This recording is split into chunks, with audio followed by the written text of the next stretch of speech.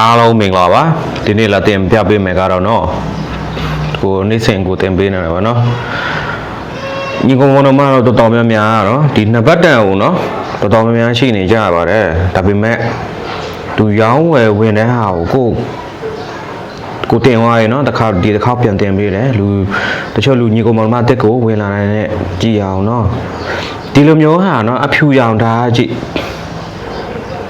ဒီမှာသူ့ရဲ့တက်ကရက်ကတော့ဒါ2500နဲ့49ဖြစ်ပါတယ်เนาะတကယ်တော့2500နဲ့50လည်းသူတို့မဝယ်ဘူးเนาะ2500နဲ့50အတက်ကနေစဝါပြီးသူတို့ဝယ်တယ်เนาะ56လို့54လို့အကုန်လုံးသူတို့ဝယ်တယ်เนาะ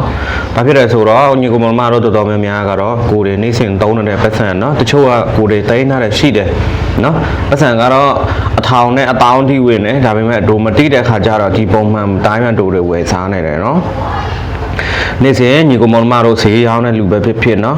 ကို့မှာတိုင်းထားတဲ့ရှေးဟောင်းဒီလိုမျိုးလက်ချက်ကန်ထိကောက်เนาะလက်ချက်ကန်ထိစစ်မဟုတ်ဘူးပေါ့เนาะဘယင်နံပါတ်30မှာမဟုတ်ဘူးပေါ့เนาะဘယင်နံပါတ်9မှာဒီလိုမျိုးเนาะဒီလိုမျိုးအဖြူရောင်နှစ်ချက်တန်ပေါ့เนาะဒီလိုမျိုးအဖြူရောင်နှစ်ချက်တန်ကို2500နဲ့54ရက်နေပေါ်ပိုင်းเนาะ51တို့ရောင်းလို့ရတယ်50ဆိုရောင်းလို့မရအောင်เนาะ50ဆိုများတယ်သူတို့များတဲ့ဟာကိုမဝယ်ဘူးပေါ့เนาะ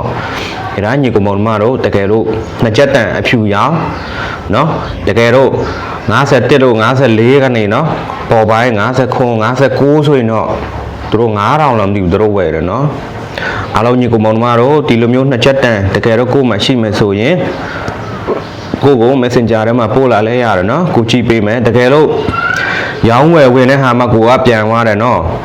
ပို့လာပြီးတော့တစ်ခါကျရင်ကိုကလူတွေများတဲ့ခါကျတော့ပို့လာရင်ကိုကြည့်ပြီးပဲเนาะကိုပြန်မပြန်သွားတော့ဘူးเนาะဒီလိုမျိုးကောင်လုံးပြန်သွားတဲ့ခါကျတော့လူတွေများတယ်လေเนาะပို့တယ်အဲ့ဒါတော့နားလည်ပေးပါအားလုံးမင်္ဂလာပါเนาะ